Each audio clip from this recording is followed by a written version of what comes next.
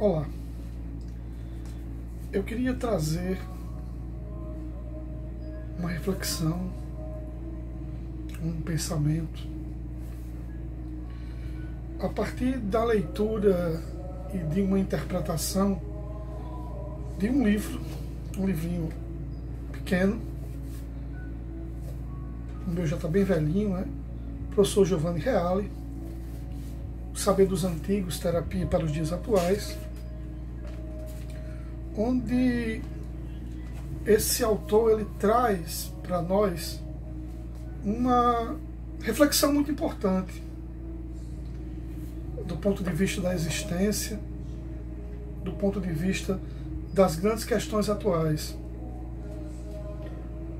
Percebam que, mais que nunca, a partir de uma realidade que nós estamos vivenciando hoje,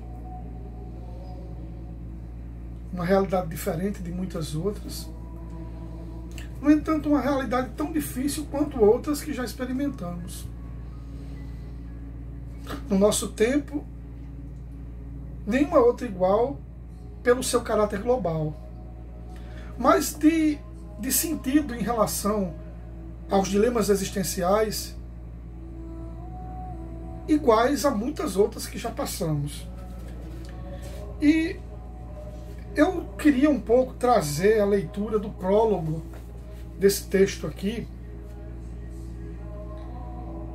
porque eu penso que uma das coisas que nós deveríamos repensar e refletir são os nossos valores, de forma ética, de forma moral, social, inclusive, de como nós nos relacionamos, primeiro conosco, depois com a realidade da nossa volta. A expressão niilismo, que é muito comum no pensamento de Nietzsche, da perca total dos valores, dessa dimensão, como diz Bauman, líquida da coisa, de mudar com muita constância, ou num contexto hegeliano, precisar destruir para poder construir novamente.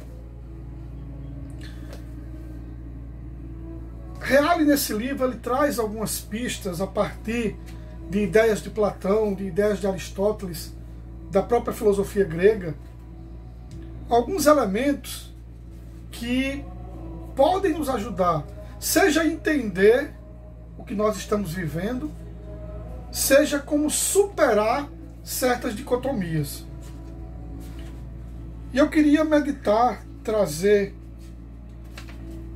o prólogo desse livro,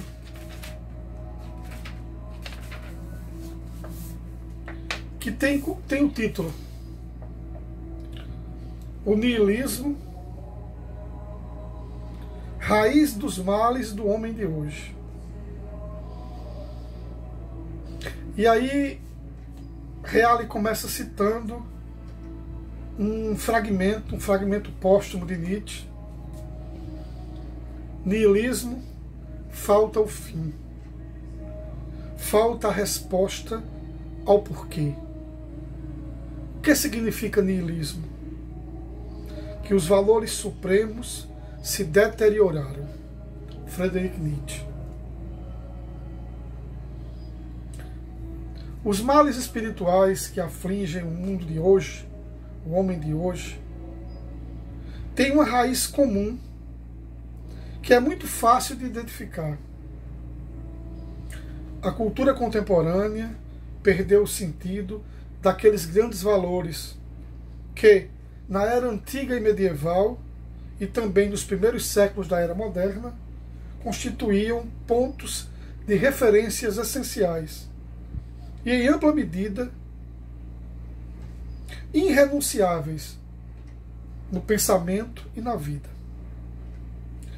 O filósofo que compreendeu a fundo esse fundamental esse fundamento da história ocidental foi Friedrich Nietzsche, que o sintetizou no termo niilismo e descreveu com traços de profundidade teórica e de lucidez conceptual bastante notáveis.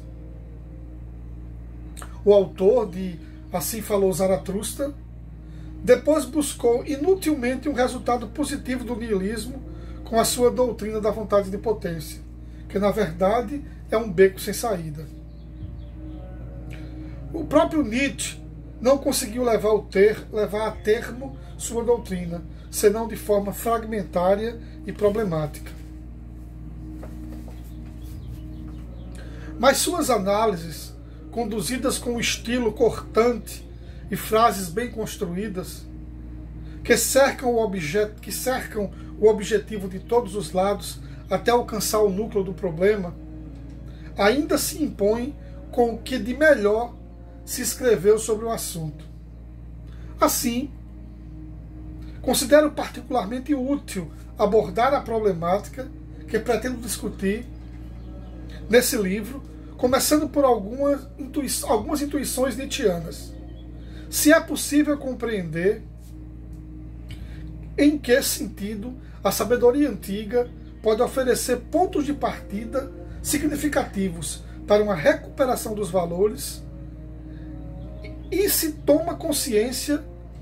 toma consciência que o homem contemporâneo perdeu e esqueceu aqueles valores, atentando para as consequências que daí provêm. Então, essa volta que Reale propõe é que revisitemos os valores antigos, em detrimento ao cenário. Veja, Reale está falando do século XX, né? Reale está falando na segunda metade do século XX. Seguindo, ao caracterizar e descrever o niilismo, Nietzsche julgou exercer o papel de um profeta, indicando algumas linhas e certas conclusões da história futura. E o fez com base numa aprofundada compreensão do que acontecera no passado e estava acontecendo em sua época. É o que nós chamamos de ter uma sensibilidade para o mundo, ser capaz de fazer uma leitura de mundo. Paulo Freire traz isso, né? Num fragmento de 1887, escrevia, aspas, né, fala de Nietzsche: no que diz respeito, eu que às vezes sinto em mim o ridículo de um profeta, sei que jamais encontrarei nisso tudo. Perdido num mundo miserável, sou como um homem cansado que, olhando para trás, só consegue enxergar, em longos anos profundos e diante de si, uma tempestade em que não há de novo nem doutrina nem dor. Em outro fragmento, em que traçava algumas ideias daquele que deveria ter sido o prefácio de sua obra Vontade de Potência, esclarecia mais ainda. Descrevo aqui aquilo que virá, o advento do niilismo. Posso descrevê-lo agora porque agora se produz algo necessário, e os sinais disso estão por toda parte. Para vê-los, faltam apenas olhos. Aqui não comemoro nem lamento que isso aconteça. Acredito que, mesmo na maior crise, deve haver um momento em que o homem se volta para si mesmo de uma forma mais profunda. Que o homem consiga restabelecer-se depois que consiga sair dessas crises. É uma questão de força. É possível. Veja, nós estamos nesse momento de crise. Vou repetir a fala de Nietzsche.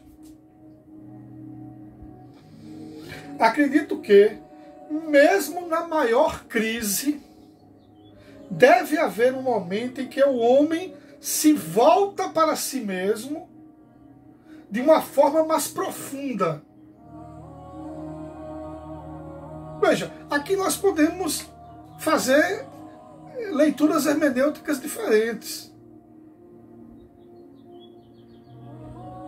Seria essa volta um novo iluminismo?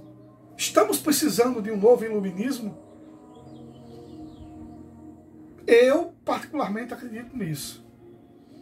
Diante de tanta notícia falsa, diante de tantos achismos, diante de tanto senso comum, será que não seria um momento dessa volta às luzes, à luz da razão? Não que a ciência não tenha suas limitações. Eu não vou levar na vertente positivista acreditando que a ciência salvará a humanidade. Não é por aí. Seguindo o texto aqui, repetindo, né?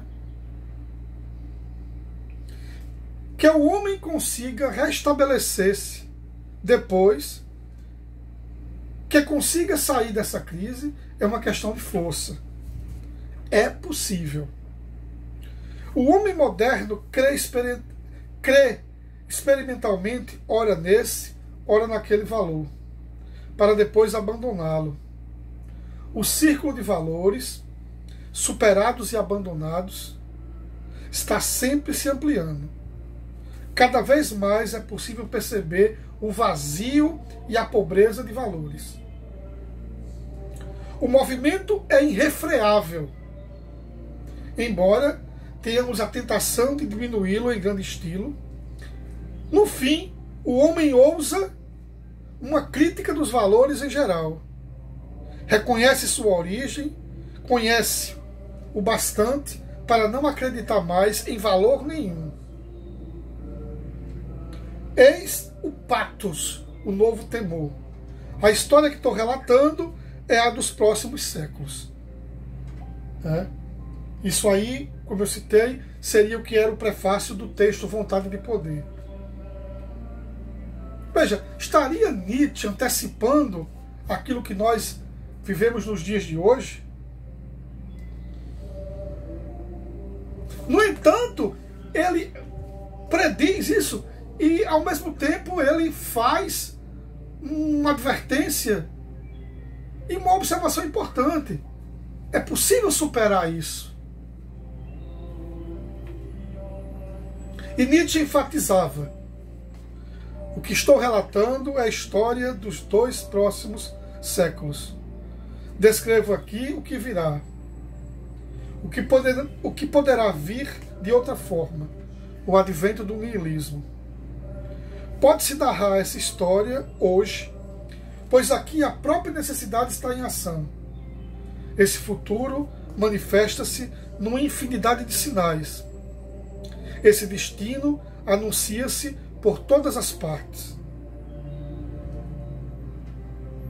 Todos os ouvidos já sintonizam essa música do futuro. Já há muito tempo, toda a nossa cultura europeia agita-se com uma tensão tortuante que aumentará a cada década, como se encaminhasse para uma catástrofe. Inquieta, violenta, impetuosa.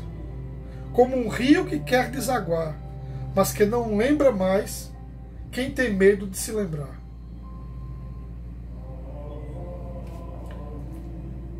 O que é a essência do niilismo? Vamos ver a resposta de Nietzsche.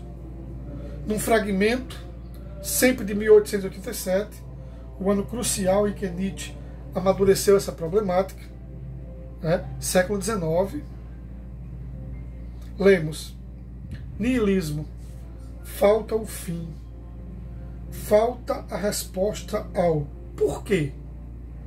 O que significa niilismo?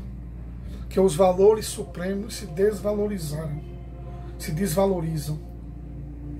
Os pressupostos do niilismo são que não exista uma verdade, que não exista uma constituição absoluta das coisas ou uma coisa em si.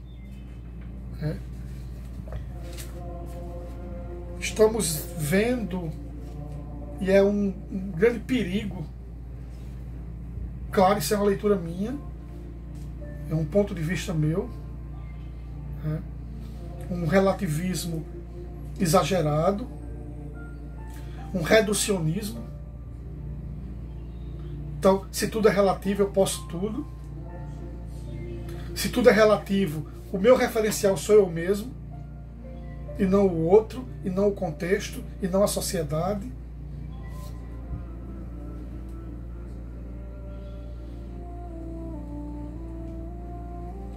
E eis um violento destaque desse conceito.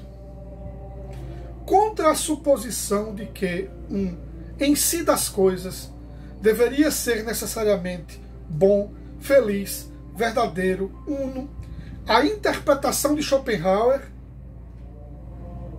do em si como vontade foi passo essencial. Aqui eu destaco a obra de Arthur Schopenhauer, que influenciou Nietzsche por demais, né? O Mundo como Vontade e Representação, um texto que eu também recomendo a leitura.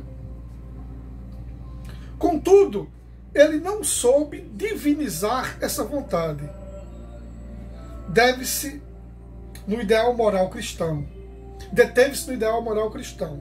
Schopenhauer ainda estava dominado a tal ponto pelos valores cristãos que era obrigado a ver a coisa em si, depois que ele deixou de significar Deus para ele, como má, estúpida, como algo que se deveria rejeitar de uma vez por todas, ele não compreendera que pode haver infinitas formas de poder ser outro e até poder ser Deus. Maldição daquela dualidade limitada, o bem e o mal. A visão dualista, que entra no imaginário cristão a partir de Santo Agostinho, pela influência agostiniana, mas que vem também da Grécia Antiga, do maniqueísmo. Importante destacar. Bem, explicitando os pontos básicos desses esclarecimentos, poderíamos dizer que o niilismo leva à desvalorização e à negação de alguns princípios. E aí, eu espero, ao final dessa fala minha, que nós possamos pensar a realidade à nossa volta e dizer, olha, o mundo hoje está mais niilista, menos niilista, relativista, e onde eu me situo? E onde essas situações me ajudam ou me atrapalham? No meu reconhecimento enquanto identidade pessoal, ou no meu reconhecimento enquanto um ser na sociedade? Bem, aqui se destaca 5 pontos que a ideia do niilismo desvaloriza. Deus como princípio primeiro é negado. O fim último é negado. O conceito de ser, o conceito de bem e o conceito de verdade. Segundo Nietzsche, pode-se ver o niilismo como um aspecto de crescimento da potência do espírito, ou seja, como niilismo ativo, pois sem a força destrutiva da fé nos valores, que perderam sentido, embora tal força não tenha ainda energia suficiente para apresentar-se como criadora de um novo fim e de uma nova fé, mas ele também pode ser considerado em seu aspecto passivo, negativo e, portanto, sinal de fraqueza, pois a força que é própria do espírito, a certo ponto, se sente cansada, esgotada, em consequência do fato de os objetivos considerados válidos até certo momento serem sentidos como inadequados e, por conseguinte, caírem em descrédito. E, portanto, a síntese dos valores, de modo que passa a haver o choque entre os valores individuais. Desagregação. Tudo que restaura, cura, tranquiliza, atordoa, estará em primeiro plano, sob diversas roupagens religiosas, morais, políticas, éticas, etc. Nietzsche resumiu a essência do niilismo em sentido global na fórmula Deus está morto. Bem, vale a pena explicar ou trazer a ideia desse Deus que está morto, não é?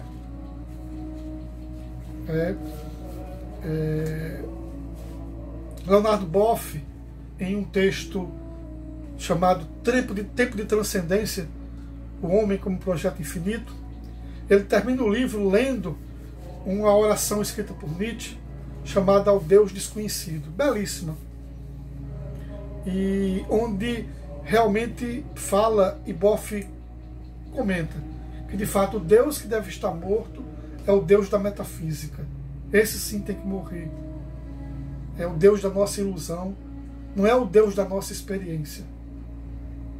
E aí, para a gente pensar mesmo, como é que está o nosso tempo presente.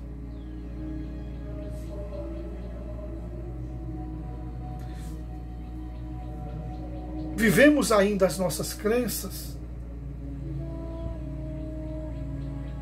Qual a força da religião ainda nos dias de hoje?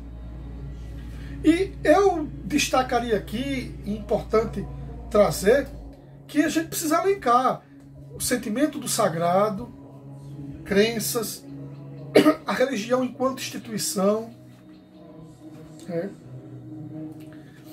Dentro do texto de Reale, eu também destaco o capítulo 4,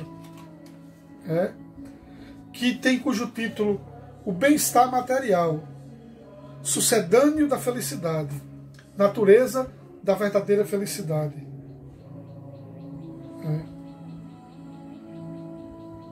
O que é ser feliz?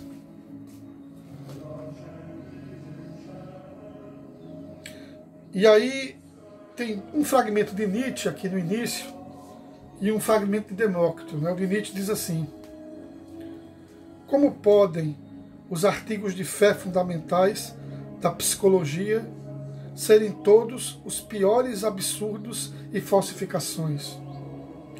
O homem aspira à felicidade, por exemplo. O que pode haver de verdadeiro nisso? Nietzsche, Fragmentos Póstumos. O segundo momento.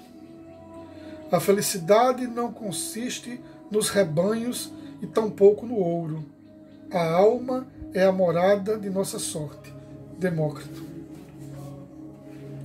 Então, o que é ser feliz? O que é felicidade?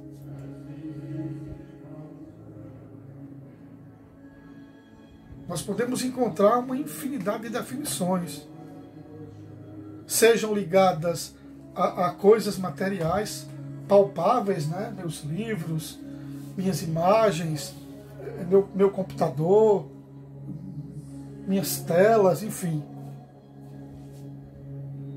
É um momento espiritual agora, nesse exato momento.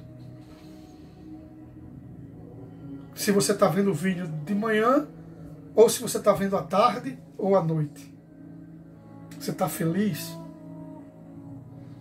Você se sente feliz?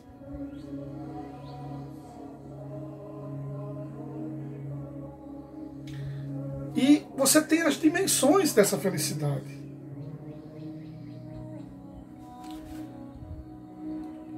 Outro mal que aflige o homem de hoje é a busca ilimitada do bem-estar material, como um substituto da felicidade espiritual, liquidada como um quimérico e inexistente sonho do passado. Não tendemos mesmo a evitar pronunciar a palavra felicidade? Não a usamos sempre mais raramente e com timidez, quase com vergonha, como se pertencesse ao vocabulário das ilusões da juventude? Ou seja, aquelas ilusões que o homem racional, maduro, não tem mais de direito de manter? Portanto, aquela que outrora se denominava felicidade, deixa o plano espiritual e retrocede ao plano material e físico. Ela consiste exclusivamente em poder desfrutar o maior número possível de bens materiais e no envolvimento do maior número possível de pessoas nessa fruição. Veja, a gente não quer aqui trazer um discurso contra os bens materiais. Muito pelo contrário. O que a gente precisa pensar que o bem material, ele não é o fim, ele é o meio. Então uma pessoa passa a vida inteira trabalhando, juntando economias, porque tem um sonho de comprar um carro. E aí ele paga o preço, domingo a domingo, etc, etc. E aí ele compra o carro. Sai da loja, tem um infarto fulminante e morre. Veja, ele canalizou todas as energias dele em função de comprar um objeto. Será que ele viveu? Então, aquilo que seria para ele um meio se tornou um fim. Lá no fim, quando ele conseguiu, ele já não pôde mais desfrutar.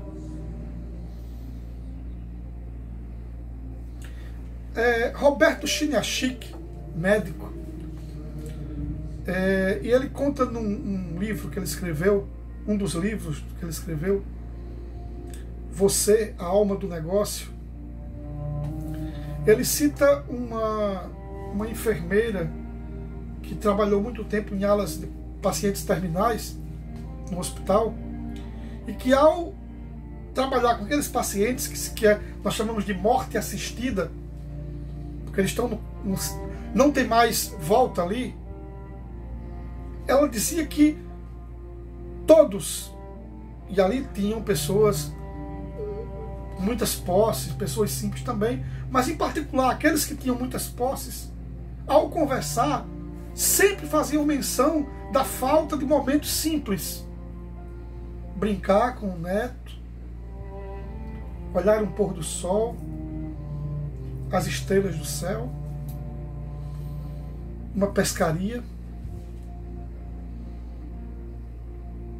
Então, quando nós começamos a anular essas coisas, nós começamos a alimentar o niilismo dentro de nós.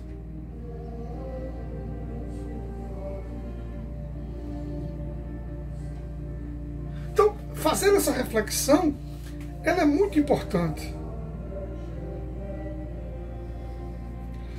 E aí, eu selecionei aqui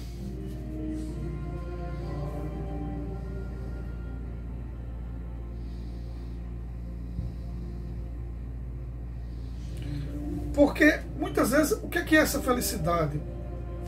Para Nietzsche, ele diz que é a potência que me movimenta para as coisas. É a potência que seria uma espécie de combustível, né? Tem uma citação que eu gosto muito, que está aqui, que eu vou ler para vocês.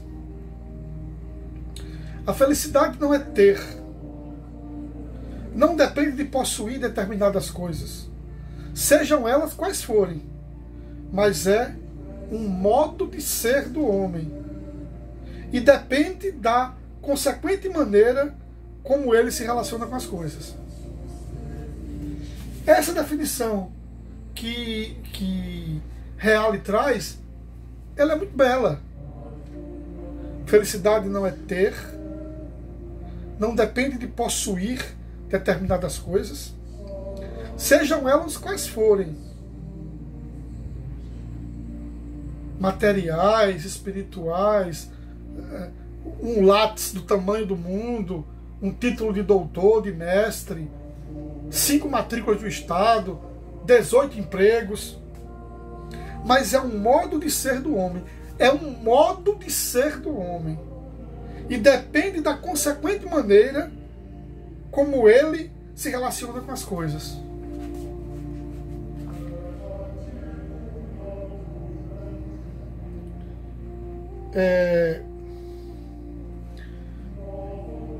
Quantas pessoas nós não conhecemos ou lemos que adquiriu muitas posses durante a vida, mas o preço que pagou foi não usufruir de tais posses? Ou outros que adquiriram, mas que usam de forma sábia.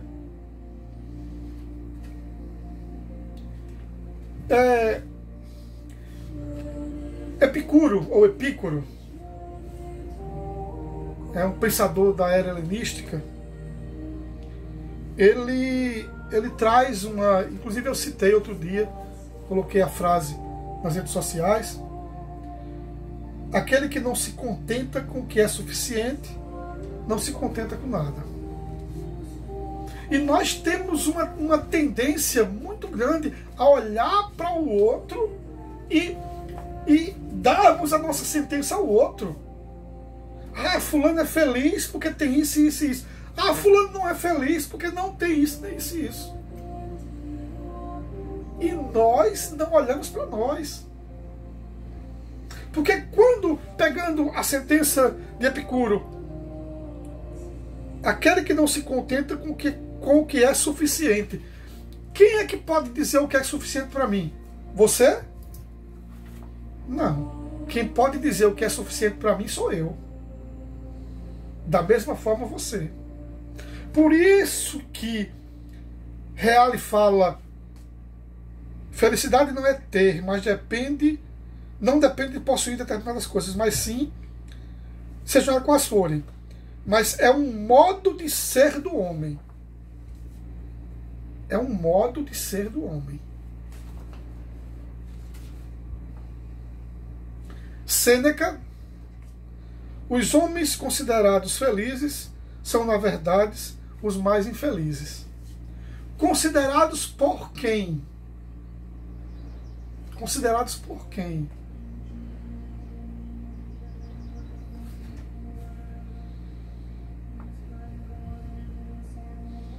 E aí eu queria pegar o finalzinho do texto, que diz assim: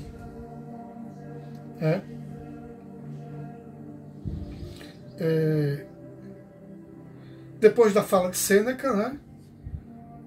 E aí ele traz uma fala de Plotino, que é um místico também. Plotino diz: elimina todas as coisas. É justamente esse o segredo que precisamos redescobrir. O caminho em que entramos com a cultura fundamentada na praxis e na tecnologia, e que passa pela busca ilimitada do bem-estar material, ameaça levar-nos para o contraditório. Para ter cada vez mais, corremos o risco de não ser mais. Para ter, corremos o risco de não ser. E aí a lógica contemporânea nihilista. O ser foi substituído pelo ter. É o preço que se paga. Então, um primeiro pensamento é analisarmos o nihilismo. O segundo pensamento, dentro desse nihilismo, o que é a felicidade? E trazer isso para o nosso dia, para o nosso momento. E eu vou insistir na fala do professor Giovanni Reale, que está no livro Saber dos Antigos, Terapia para os Dias Atuais, na página 105. Felicidade é um modo de ser do homem. E depende consequentemente da maneira como ele se relaciona com as coisas. E aí eu acrescento, da maneira como você se relaciona com você mesmo e com o que está à sua volta. Então, a volta aos valores é justamente essa, é voltar a essa relação de ser. Quem sou eu? Quais as minhas potencialidades? Quais as minhas limitações? Como superar tudo isso? Vamos refletir sobre isso.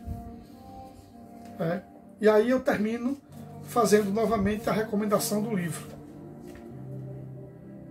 Edições Loyola, Giovanni Reale, O Saber dos Antigos, Terapia para os Dias Atuais.